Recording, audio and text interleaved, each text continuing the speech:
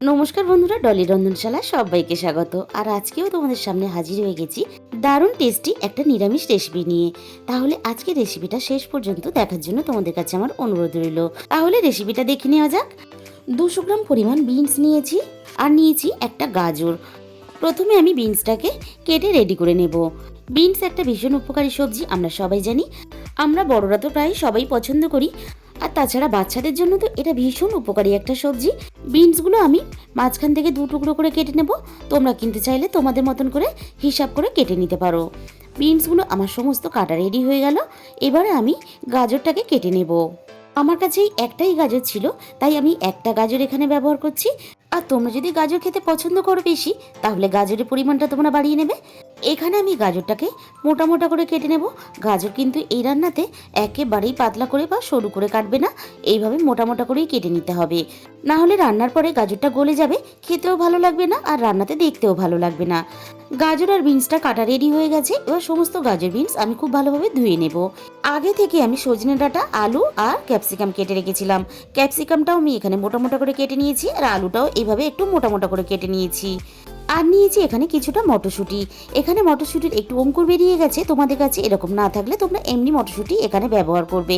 আমি এখানে একটা পাতলা শাঁসের নারকেলের অর্ধেক নিয়েছি। তোমাদের কাছে এরকম যদি পাতলা শাঁসের নারকেল না থাকে, তাহলে তোমাদের কাছে যেরকমই থাকবে সেরকমই এই রান্নাতে ব্যবহার করবে। এবার আমি প্রথমে কড়াইয়ের মধ্যে প্রয়োজন মতো তেল দিয়ে দিলাম। তেলটা খুব ভালোভাবে গরম করে নিয়ে কেটে রাখা আলুগুলো আমি তেলের মধ্যে দিয়ে দিলাম। প্রথমে আমি আলুটাকে খুব ভালোভাবে ভেজে রেডি করে নেব।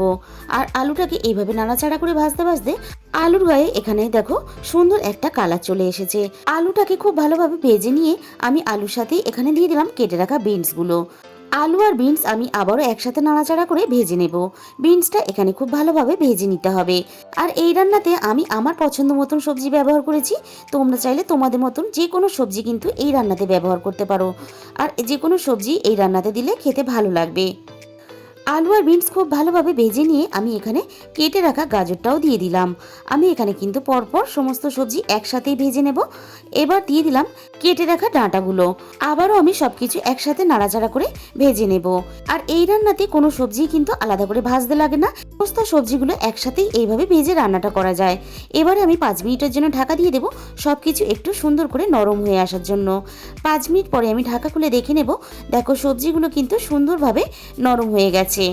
আর বন্ধুরা, অনেক সময় আমাদের হাতে এতটা সময় থাকে না যে সমস্ত সবজিগুলো আলাদা আলাদা করে ভেজে আমরা রান্না করব। তখন কিন্তু এইভাবে এক পাকে এই সবজিটা রান্না করে নিতে পারো। এবারে আমি এখানে দিয়ে দিলাম মটরশুঁটিগুলো, আর দিয়ে দেবো এখানে কেটে রাখা ক্যাপসিকামগুলো। সমস্ত সবজিগুলোই এখানে আমি একে একে দিয়ে দিলাম।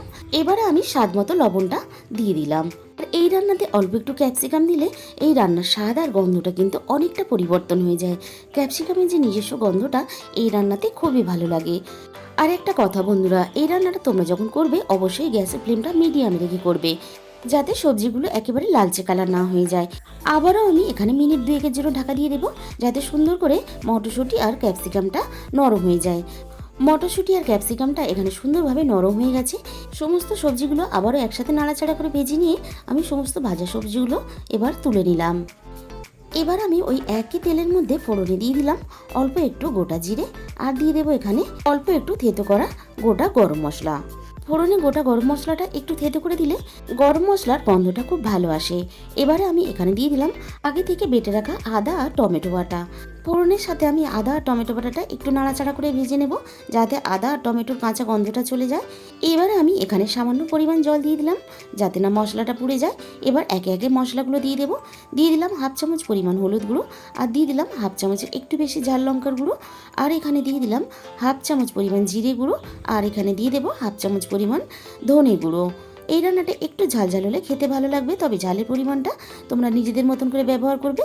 আর কালারের জন্য দিয়ে দিলাম 1/2 চামচের মতো কাশ্মীরি লঙ্কার গুঁড়ো। এবার মশলাটা খুব ভালোভাবে আমি কষিয়ে নেব। মশলাটা এই রান্নাতে যত ভালোভাবে কষাবে রান্নার স্বাদটা কিন্তু তত বেশি সুন্দর হবে। আর মশলাটা খুব ভালোভাবে কষানোর জন্য দেখো মশলা থেকে তেল ছাড়তে শুরু করে দিয়েছে। এবারে আমি এখানে ভেজে রাখা সমস্ত সবজিগুলো একসাথেই দিয়ে দিলাম। এবার আমি গ্যাসের ফ্লেমটা একেবারে লোতে রেখে মশলার সাথে খুব ভালোভাবে সবজিটা কষিয়ে নেব। সমস্ত সবজি আমার খুব ভালোভাবে কষানো রেডি হয়ে গেছে। মশলার সাথে সবজি কষাতে কষাতেই দেখো আলুও খুব ভালোভাবে প্রায় সিদ্ধ হয়ে গেছে, আর বিনসটাও প্রায় সিদ্ধ হয়ে এসেছে। এর থেকে বেশি আমি আর এখানে সবজিটা কষাবো না। এবার আমি পরিমাণ মতো জল দিয়ে দিলাম।